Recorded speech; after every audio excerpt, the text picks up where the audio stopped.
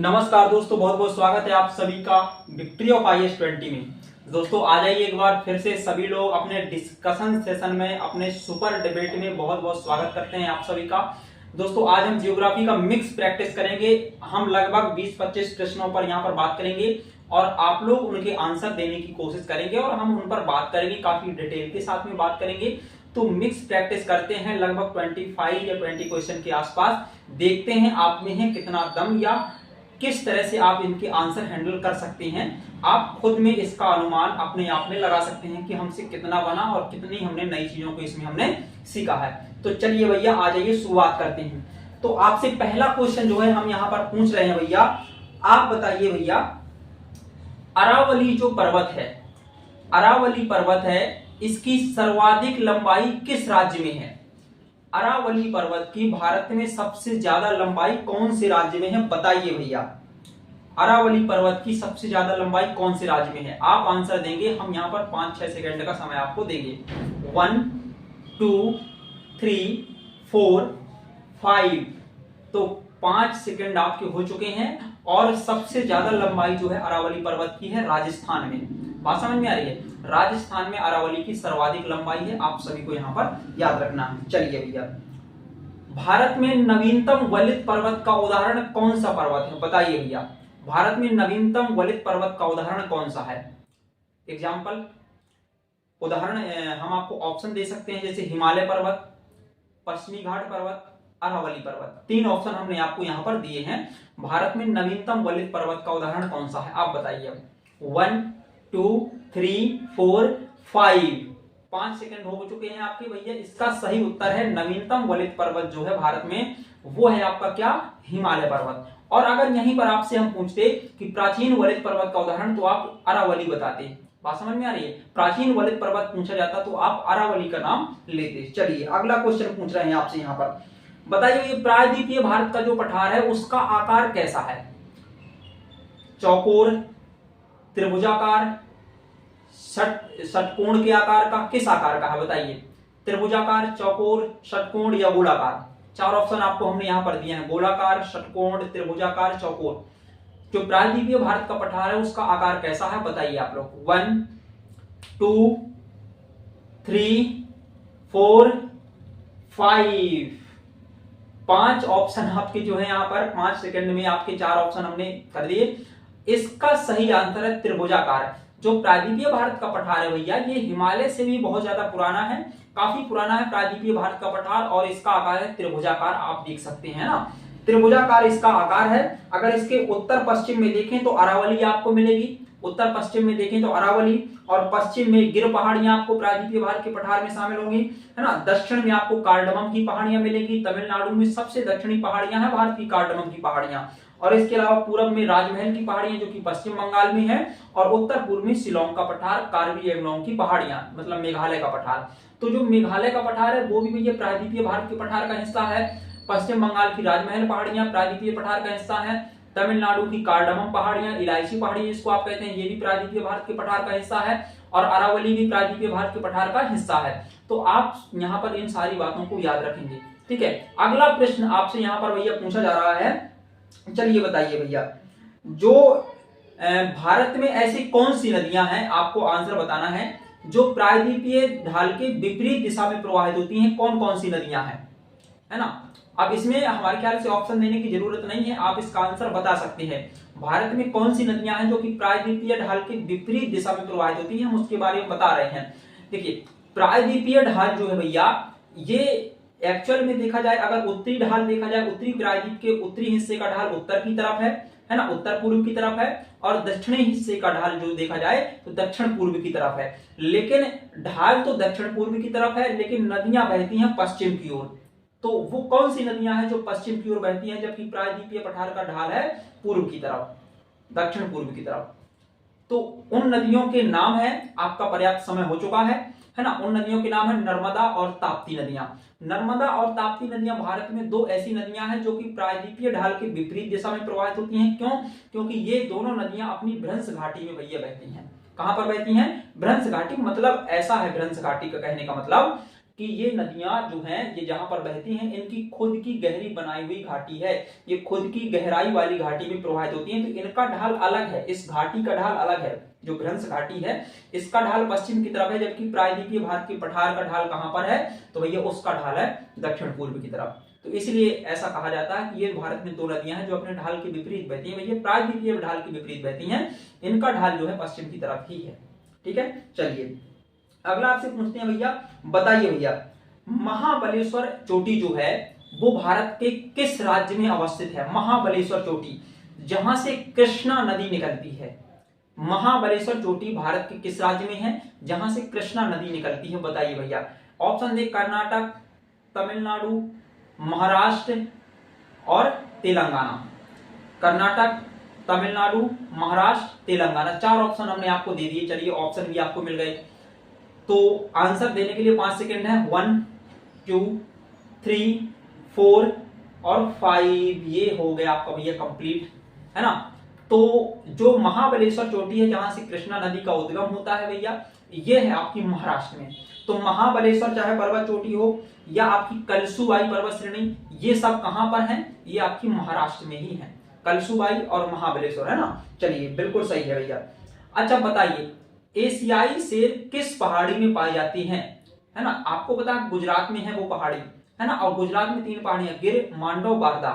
तो गिर, मांडव, बारदा में से कौन सी पहाड़ी के आसपास के एरिया में जो है एशियाई शेर मिलते हैं? तो इसका सही आंसर क्या होगा, बताइए जल्दी से। इसका सही आंसर होगा, बताइए बताइए। इसका सही आंसर होगा जो है गिर पहाड़ी। गिर पहाड़ी में एशियाई शेर पाए जाते हैं, है ना। जबकि आपका अगर बंगाल टाइगर देखा जाए तो कौन से जंगल में पाया जाता है? तो सुंदरवन के डेल्टा के आसपास में सुंदरी के वृक्ष जहां पर पाए जाते हैं उन्हीं जंगलों में पाया जाता है बंगाल टाइगर, है ना। चलिए अगला पूछते हैं आपसे भैया, बताइए भैया नीलगिरी की सबसे ऊंची चोटी का नाम क्या है? नीलगिरी पर्वत है ना, और उसकी सबसे ऊंची पर्वत चोटी का नाम क्या है भैया, बताइए आप। नीलगिरी की सबसे ऊंची पर्वत चोटी, आपके पास 5-7 सेकंड का समय है। 1 2 3 4 5। तो आपको बताना है नीलगिरी की सबसे ऊंची पर्वत चोटी का नाम क्या है, बताइए, है ना। यहाँ पर प्रायद्वीपीय पठार और नदी, ये दोनों मिक्स टॉपिक से हम जो है क्वेश्चन पूछ रहे हैं आपसे, है ना। तो ज्योग्राफी है मिक्स करके कुल मिलाकर, है ना।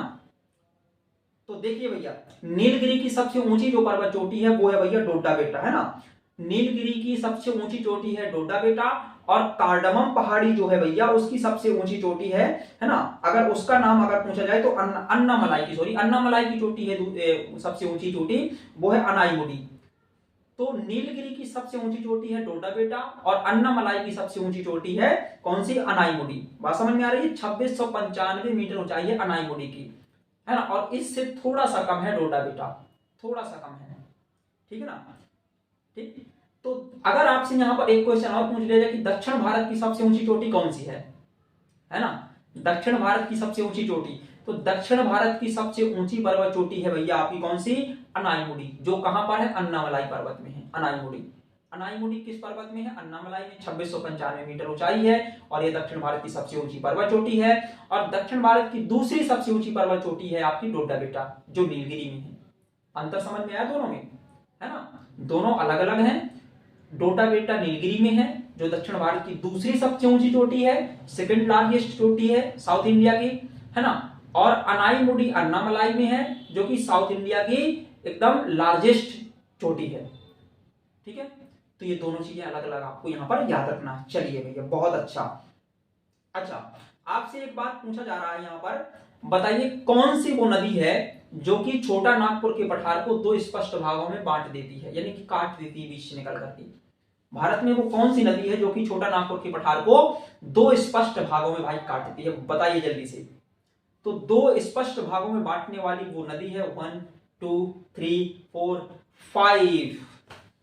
5 सेकंड आपके हो चुके हैं। अब आपको आंसर यहां पर जो है देना चाहिए भैया। अब आप आंसर बताएंगे।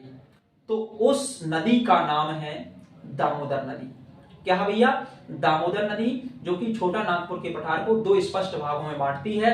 उत्तर का भाग जो हो जाता है रांची का पठार और दक्षिण का भाग क्या हो जाता है आपका हजारीबाग, सॉरी उत्तर का भाग हजारीबाग का पठार और दक्षिण का भाग रांची का पठार। ठीक है ना। तो दो स्पष्ट भागों में बांट देती है छोटा नागपुर के पठार को दामोदर नदी। और दामोदर नदी दोस्तों याद रखना अपनी भ्रंश घाटी में प्रवाहित जो है होती है। तो भारत में टोटल 3 नदियां भ्रंश घाटी में प्रवाहित होती है, नर्मदा, ताप्ती और दामोदर।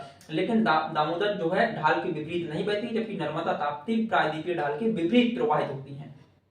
बात समझ में आई। चलिए अगला क्वेश्चन पूछते हैं आपसे। आप यहां पर बताएंगे भांडेर एवं कैमूर पहाड़ियां किस पर्वत श्रृंखला का हिस्सा है। भांडेर एवं कैमूर पहाड़ियां किस पर्वत श्रृंखला का हिस्सा है भैया, बताइए। ऑप्शन दे, अरावली का, सतपुड़ा का, विंध्याचल का, पश्चिमी घाट का। अरावली, सतपुड़ा, विंध्याचल, पश्चिमी घाट। अरावली, सतपुड़ा, विंध्याचल, पश्चिमी घाट, 4 ऑप्शन दिए। बताइए कैमूर और भांडेर नामक पहाड़ियां किस पर्वत श्रृंखला का हिस्सा है। आपके पास 5 सेकंड का समय है। 1 2 3 4 और 5, ठीक है ना भैया। तो ये हिस्सा है विंध्याचल पर्वत श्रृंखला का, है ना। भांडेर और कैमूर पहाड़ियां जो है विंध्याचल पर्वत श्रेणी का हिस्सा है। इन्हीं के अंदर छोटी छोटी ये पहाड़ियां हैं, भांडेर पहाड़ियां, कैमूर पहाड़ियां, ठीक है ना। चलिए बहुत अच्छी बात है भैया। बताइए भैया मिकिर और रेंगमा नामक पहाड़ियां भारत के किस राज्य में अवस्थित हैं और ये प्रायद्वीपीय ढाल का हिस्सा है। याद रखना मिकिर एवं रेंगमा नामक पहाड़ियां भारत के किस राज्य में अवस्थित हैं। बताइए जरा, मिकिर एवं रेंगमा नामक पहाड़ियां भारत के कौन से राज्य में हैं।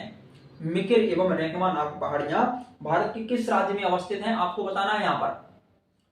तो इसका सही उत्तर है, क्या है सही उत्तर बताइए आप। हो गया आपके 5 सेकंड, हो गई तसल्ली, मन गया, भर गया मन, मना ली खुशियां। अब बताओ इसका सही उत्तर है असम।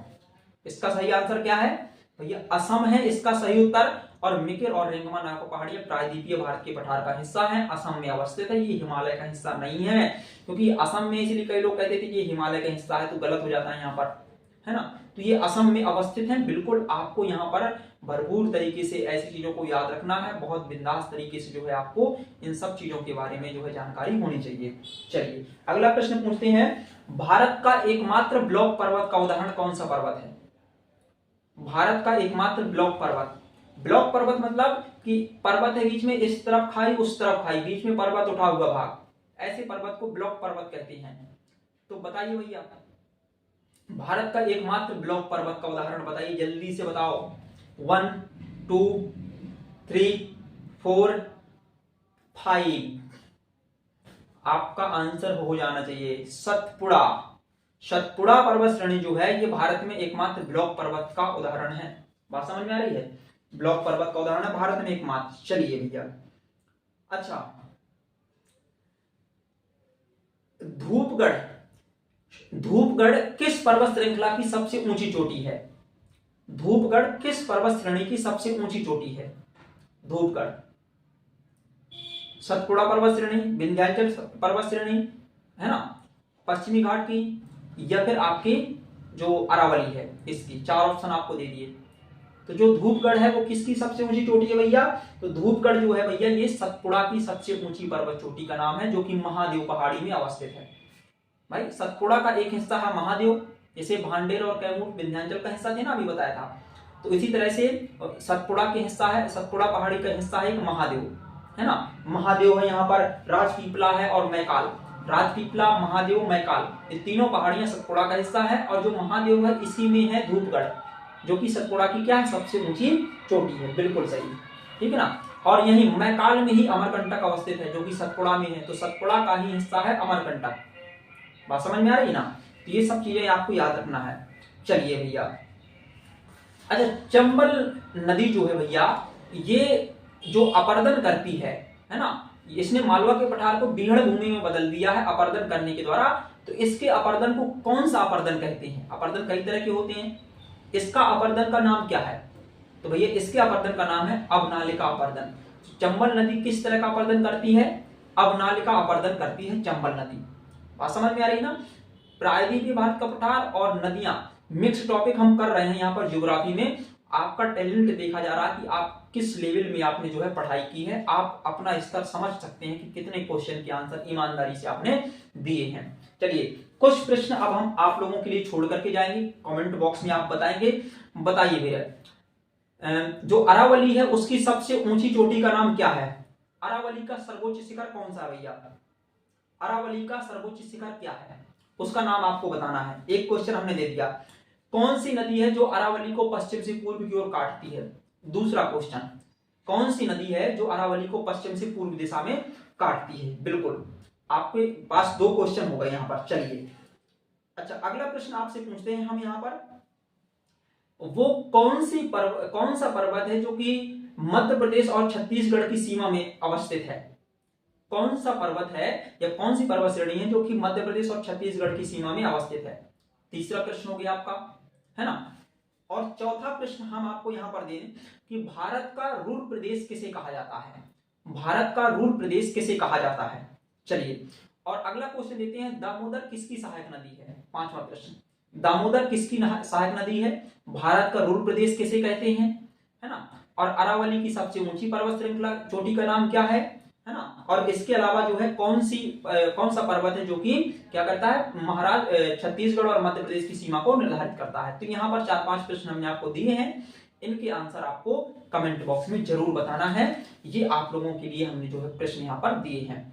तो दोस्तों उम्मीद है कि काफी सारी चीजें आपको इस सेशन में, इस एपिसोड में जो है डिस्कशन जो अपना होता है, डेली हम एक डिबेट लेकर के आते हैं आपके सामने, आपके साथ में, और हमारे बीच में जो यहाँ पर डिस्कशन कन्वर्सेशन होता है, जो डिबेट होती है, ये बहुत ही महत्वपूर्ण डिबेट है, क्योंकि सभी लोग पढ़ते हैं, पढ़ने के बाद डिबेट करना बहुत जरूरी है आपस में बात है। हम आगे चलकर के लाइव वीडियो लेकर के आने वाले हैं कुछ दिनों बाद, तो लाइव वीडियो में फिर आप लोग जुड़ेंगे और उससे बहुत ही आपको चीजें, लाभदायक चीजें मिलेंगी। तो उम्मीद है दोस्तों वीडियो पसंद आया होगा, तो वीडियो पसंद आए तो वीडियो को लाइक करें और चैनल को सब्सक्राइब जरूर करें। तो मिलते हैं दोस्तों नेक्स्ट वीडियो के साथ में, तब तक के लिए जय हिंद, जय भारत, धन्यवाद आप सभी लोगों का।